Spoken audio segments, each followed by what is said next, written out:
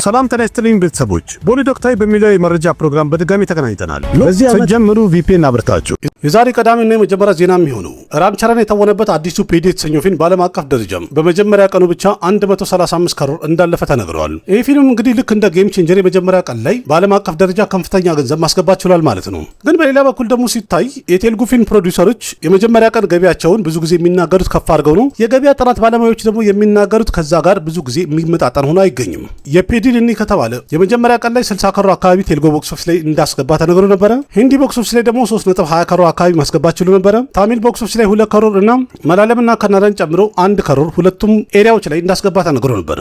በአጠቃላይ ኔት ኮሌክሽኑ ሲታይ 69 ከሮር አካባቢ ይመጣል ብለዋል። በግሮስ ሲቀመጥ ደግሞ 82.50 ከሮር አካባቢ ይመጣል። በውጭ ሀገራት ላይ ደግሞ 30 ከሮር አስገብቷል ተብሏል። እንደ ገበያ ጥናት ባለሙያዎች እንደተናገሩት ከሆነ ከ110 እስከ 115 አካባቢ በዓለም አቀፍ ደረጃ ገበያ ያስገብቷል ብሎ ያሉ ሲሆን ግን ደግሞ ፊልም ሜከሮቹ 135.36 ከሮር በዓለም አቀፍ ደረጃ ሰብስበናል ብለዋል። ኦፊሻሊ ብዙ ጊዜ እንግዲህ የተሳሳተ ነገር ካለ በሁለተኛና በሶስተኛ ቀን ላይ ዊኬንድ ላይ ይታወቃል ይባላል። አሁን ላይ እንደተባለው ከሆነ እንግዲህ በአጠቃላይ የ4 ቀን ቢዝነሱ ወደ 260 ከሮር አካባቢ ማስገባት ችሏል ብለዋል። ማለትም አስቡት በአንደኛ ቀን ብቻ የመጀመሪያ ቀን 135 ከሮር ካስገባ በ4 ቀን ውስጥ 260 ከሮር ብቻ አስገባ የሚለው ነገር ትንሽ አጠራጣሪ እንዲሆን አድርጎታል። አሁንም ልክ እንደ ጌም ቼንጀር ሌላ ጌም የተፈጠረ ነገር ያለ አድርገው እየተናገሩ ነው ያሉት። እናንተ ስለ ፔዲ ፊልምና ኦፕኒንግ ዴዩ ወይም በአጠቃላይ ስለ ገቢ ምን ትላላችሁ? ያላችሁን ሀሳብ አስተያየት ኮሜንት ላይ ጻፉልኝ።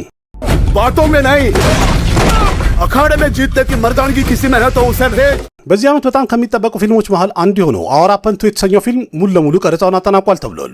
አዋራ ፐንቱ ማለት በ2007 ለእይታ በቅቶ ከልት ክላሲክ የነበረው አዋራ ፐን የተሰኘው ፊልም ቀጣይ ክፍል ሲሆን በፊልሙ ላይም ከኢምራን ሃሽሚ ጋር ዲሻ ፓትሪና ሸቫና አዝሚ ከፊት ቦታውን ይዞ የሚጫወቱበት ፊልም ሆኗል። መረጃዎች እንደሚያሳዩት ከሆነ ልክ እንደ መጀመሪያው ፊልም ዳርክ ሮማንቲክ ትሪለር ይዘት ያለው ፊልም ይሆናል የተባለ ሲሆን በዚህ ፊልም ላይም ኢምራን ሃሽሚ በድጋሚ ሺቨን ፐዲተን ሆኖ ይጫወታል ተብሏል። የመጀመሪያ ፊልም እንኳን ቦክስ ኦፊስ ላይ ፍሎፕ ነበር የወረደው። ሁለተኛው ወይም ደግሞ አዋራ ፐንቱ የተሰኘው ፊልም ግን ሃይፑ በአሁኑ ሰዓት ላይ ሲታይ በጣም ከፍተኛ ነው። ስለዚህ በቀጣይ ደግሞ የምናየው ይሄ ፊልም ቦክስ ኦፊስ ላይ እንዴት ይሆናል አቀባበሉ የሚለውን አብረን ምን ይሆናል። በአሁኑ ሰዓት ላይ ሙሉ ለሙሉ ቀረጻውን ጨርሷል። ቀደም ብሎ እንደተናገሩት ከሆነ ኦገስት 14 2026 በዓለም አቀፍ ደረጃ ፊልሙ ለእይታ ይበቃል ተብሏል። ግን ደግሞ ኦገስት 13 ላይ የሰኒ ባጂ በትዋራ 1947 የተሰኘው ፊልም ለእይታ ይበቃል ተብሏል። ይህም ማለት ደግሞ አዋራ ፐንቱና በትዋራ 1947 የተሰኙ ፊልሞች ሁለቱም ክላሽ ያደርጋሉ ማለት ነው። ሁለቱም ትልቅ ፊልሞች ናቸው። ስለዚህ ቦክስ ኦፊስ ላይ እንዴት ይሆናሉ የሚለውን ደግሞ አብረን ምን ይሆናል። እናንተ ማን የበለጠ ገቢ ያስገባል ትላላችሁ? በዚህ ክላሽ አሸናፊ ማን ይሆናል? ሀሳብ አስተያየታችሁን ኮሜንት ላይ ጻፉልኝ። ሎኬሽ ከንግራጅ በአሁኑ ሰዓት ላይ አሉ አርጁን ለማግኘት ወደ ሙምባይ እንደመጣ ተነግሯል።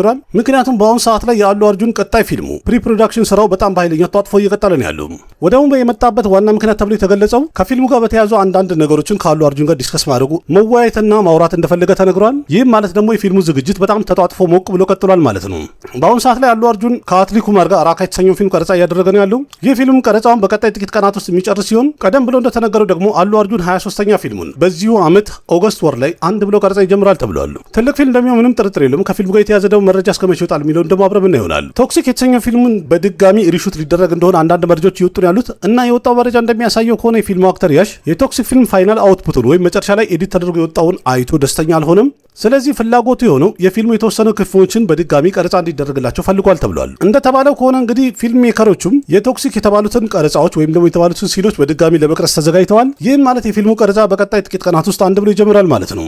ቶክሲክ የተሰኘው ፊልም ከተራዘመ በኋላ ፊልም ሜከሮቹ እንደተናገሩት ከሆነ ሲኒማኮን የተባለው ኢቨንት ላይ ኢንተርናሽናል የሆኑ አሪፍ ፕሮግራሞች እንዳጋጠሟቸውና ለዛ መዘጋጀት እንዳለባቸው ተናግረው ነበረ። ይህም ማለት ደግሞ የፊልሙ የተወሰኑ ክፍሎችን ኢንተርናሽናል ኦዲየንስን ትኩረት አድርገው በድጋሚ ሪሹት ሊያደርጉ ነው ማለት ነው።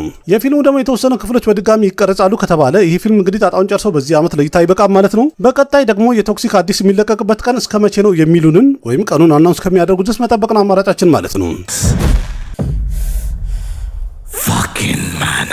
ልክ እንደ ቪጄ ልጅ ወይም ጄሰን ሰንጄን ወደ ፊልም ዓለም ዳይሬክተር ሆኖ እንደገባ ሁሉ የራግቫን ሎሬንስ ልጅም ዳይሬክተር ለመሆን ስራዋን አንድ ብላ ልጀምር እንደሆነ ተነግሯል። መረጃው እንደሚያሳይ ከሆነ በአሁኑ ሰዓት ላይ አንድ ኢንተረስቲንግ በሚያደርግ ቆንጆ ታሪክ ላይ ስራ እየሰራች ነው ተብሏል። ራግቫን ሎሬንስ እርግጠኛ ነኝ ታውቁታላችሁ። በታሚል ሲኒማ በጣም ታዋቂ አክተርም ዳይሬክተርም ነው። ከንችና የተሰኘውን ፊልም ዳይሬክት ከማድረግ በተጨማሪ በቴልጉና በታሚል ሲኒማ ትልልቅ የሚባሉ ፊልሞች ላይ መተወኑ ይታወቃል። ስለዚህ በአሁኑ ሰዓት ላይ የእሱ ሴት ልጁ ዳይሬክተር ልትሆን ነው። በጣም በፍጥነትም የመጀመሪያ ፊልሟ አናውንስ ይደረጋል ተብሎ ይጠበቃል። እንደተባለ ከሆነ የፊልሙ ኮንሰፕት በጣም አሪፍ ነው። ጥሩ በጀትም ተመድቦለት ፊልሙ ስራውን አንድ ብሎ ይጀምራል ተብሏል። በቅርቡ የፊልሙ ዝግጅት እንግዲህ በአጠቃላይ እየተዘጋጁበት ነው ያሉት። ወደ ቀረጻ ደግሞ ሲገቡ በቀጣይ የራግኒ ቀጣይ ፊልሟ ምን አይነት ነው እና በፊልሙ ላይ ማን ተዋናይ ያደርጋሉ ቢሆን ደግሞ አብረን ምን ይሆናል። የጄሰን ስታተም ቀጣይ ፊልሙ ስቶል ማይ ባይክ የተሰኘው ፊልም የሚለቀቅበት ቀን በአሁኑ ሰዓት ላይ አናውንስ ተደርጓል። ጄሰን ስታተም የሚተውንበት ቀጣይ ፊልሙ ስቶል ማይ ባይክ የተሰኘው ፊልም አንድ አክሽን ኮሜዲ ፊልም ሲሆን ይህንን ፊልም ታዋቂው ዳይሬክተር ዴቪድ ሊ ዳይሬክት ያደርገዋል ተብሏል። ዴቪድ ሊ ማለት ሆብስ ኤንድ ሾው፣ ቡሌት ትሬን እና ዘ ፎል ጋር የመሳሰሉ ታዋቂ ፊልሞችን ዳይሬክት ያደረገ ታዋቂ ዳይሬክተር ነው። የፊልሙ ታሪክ ምን ይሆናል ለሚለው እንኳን ምንም የወጣ አፕዴት የለም። ግን ርዕሱ ሲታይ የሚያስታውቀው የፊልሙ ታሪክ ሙሉ ለሙሉ በሞተሩና በተሰረቀ ሞተር ታሪክ ላይ ሙሉ ለሙሉ የሚያጠነጥን እንደሆነ በደንብ የሚያረጋግጥ ነገር አለው። በቀጣይ ጄሰን ስታተም ስቶል ማይ ባይክ ከተሰኘው ፊልም ሌላ አንድ ላይ 3 ፊልሞቹ የሚለቀቅበት ቀን አናውንስ ተደርጓል። ሙትሪ የተሰኘው ፊልም ኦገስት 21 2026 ለእይታ የሚበቃ ሲሆን ደ ቢግ ኪፐር የተሰኘው ፊልም ደግሞ ጃንዋሪ 15 2027 ለእይታ ይበቃል ተብሏል። ጄሰን ስታተም ስቶል ማይ ባይክ የተሰኘው ፊልም ደግሞ ኦገስት 6 2027 ለእይታ ይበቃል የተባሉ ፊልሞች ሆነዋል። ሶስቱም ትልቅ ፊልሞች ናቸው። በቀጣይ ደግሞ የምናየው የጄሰን ስታተም በላይ የሚወጡ ፊልሞች እንዴት ይሆናሉ የሚለውን አብረን ምን ይሆናል። ፎልቶ የተሰኘው ፊልም የመጀመሪያ ትሬለሩ ለእይታ በቅቷል። በትሬለሩ ላይም እጅግ በጣም አስፈሪ የሆነ ሰርቫይቫል ትሬለር የሆነ ታሪክን እንዳለው በደንብ አሳይቶናል። በትሬለሩ እንዳሳዩን ከሆነ የፊልሙ ተዋናዮች ብላንክ ሆል የተባለውን ጨዋታ እየተጫወቱ ያሳያሉ ወይም ደግሞ እየዘለሉ ይታያል። ግን ደግሞ በመሃል መመለስ ያቀታቸውና እዛ ላይ እንደተንጠለጠሉ ይቆያሉ። ትሬለሩ በጣም አጭር ነው፣ ግን ሲታይ ከመጀመሪያ ክፍሉም የበለጠ እጅግ በጣም ኃይለኛና ደንገኛ እንደሆነ የሚያሳይ ነገር አለው። ፎልን የተሰኘው ፊልም በጣም ተወዳጅነትን ካገኘ በኋላ የዚህ ፊልም ሃይፑን በጣም ከፍ ብሏል። በዓለም አቀፍ ደረጃ ፊልሙ የሚጠብቀው ተመልካች ብዙ ነው። ስለዚህ የፎል ክፍል 2 የሆነው ፎል 2 የተሰኘው ፊልም እንዴት ይሆናል ታሪኩን የሚለውን አብረን ምን ይሆናል። የመጀመሪያው ክፍል አይታችሁታል እንዴ? እጅግ በጣም ላበላብ ያደረገኝ ፊልም ነበርም። ሞላና መሞት የተወኑበት ፓትሪዮት የተሰኘው ፊልም አሁን በጥራት ኦቲቲ ፕላትፎርም ላይ ለእይታ በቅቷል። ይህም ማለት በቅርቡ እንግዲህ ሁላችንም አግኝተን በጥራት የምናይበት ጊዜ ደርሷል ማለት ነው። ፓትሪዮት ማለት እንግዲህ ከመላለም ሲኒማ ከተሰሩ ፊልሞች መሃል ውድ ከሚባሉት አንዱ ሲሆን ይህ ፊልም 125 ከሮር ወጥቶበት የተሰራ ፊልም ሲሆን ግን የሚያሳዝነው ነገር በዓለም አቀፍ ደረጃ ፊልሙ 75 ከሮር ብቻ ሰብስቦ ነው የወረደው። ሜይ 1 ላይ ለእይታ ይበቃ የነበረው ይህ ፊልም ቦክስ ኦፊስ ላይ እንኳን ፍሎፕ ሆኖ ነበር የወረደው። እናንተም ይህን ፊልም ማየት የምትፈልጉ ከሆነ ደግሞ በአማርኛ ተርጉሞ ይቀርብላችኋል። ቦታውን ታውቁታላችሁ። ጎራ ብላችሁ እንድታዩ ጋብዛችኋለሁ። ማድሪድ ኤክሽትና ትሪቢቴድ ላይ የተወኑበት ማብሄን የተሰኘው ፊልም ለእይታ በቅቷል። የኔትፍሊክስ ፊልም ነው። ስለዚህ ቀጥታ ኦቲቲ ፕላትፎርም ላይ የተለቀቀው ፊልም እንኳን ቀደም ብሎ ኔትፍሊክስ እንደሰራው ተነግሮ ነበረ። ስለዚህ የኦቲቲ ፕላትፎርም ነው እንጂ የሲኒማ ፊልም አልነበረም።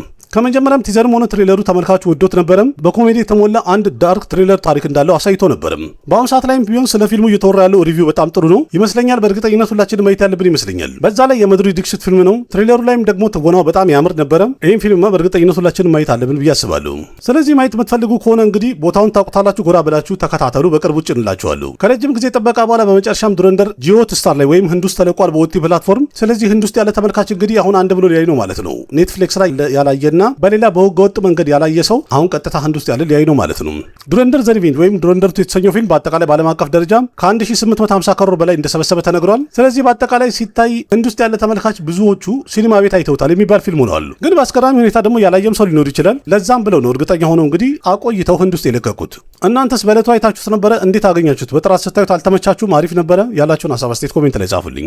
ቦሊውድ ወቅታዊና እንጫወት ከ220 በኋላ የመጀመሪያው ቻናል ላይ መከታተል ትችላላችሁ። እዛ ላይ ነው የምንጭነው፣ እዚህ ላይ አልጭነውም። ስለዚህ ሁላችሁም ይህን ፕሮግራም የምትወዱና የምትከታተሉ ከነበራችሁ የመጀመሪያው ቻናላችን ላይ ጎራ በሉና ሞቅ ሞቅ አድርጉት። እንደተለመደው በላይክ በኮሜንትና በሰብስክራይብ ድምቅ እናድርገው። እስቲ ወደዛ ፊታችን እናዙር። ቪዲዮ ከተመቻችሁ ላይክ አድርጉ። ያላችሁን ሀሳብ አስተያየት በኮሜንት ግለጹ። ለጓደኞቻችሁ ሼር አድርጉ። ለቤቱ አዲስ ናችሁ ሰብስክራይብ አድርጉ። ቤተሰብ ሁኑ። ልክ እንደዚህ ከህንድ ሲኒማ ጋር የተያዙ በጣም ብዙ መረጃዎችን እንደዚህ የመጣሁኝ ያቀርብላችኋለሁ። እንጫወታለን። አቅራቢያችሁ ጋር ሲበካ ነበርኩኝ። በሌላ ምርጥ ቪዲዮ በድጋሚ እስከምንገናኝ ደህና ሁኑ።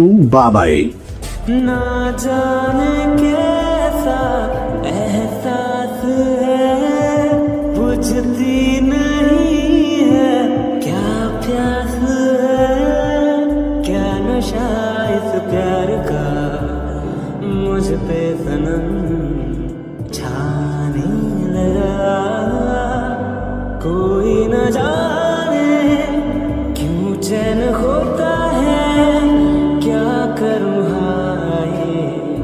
कुछ कुछ होता है क्या करूँ हाय कुछ कुछ होता है।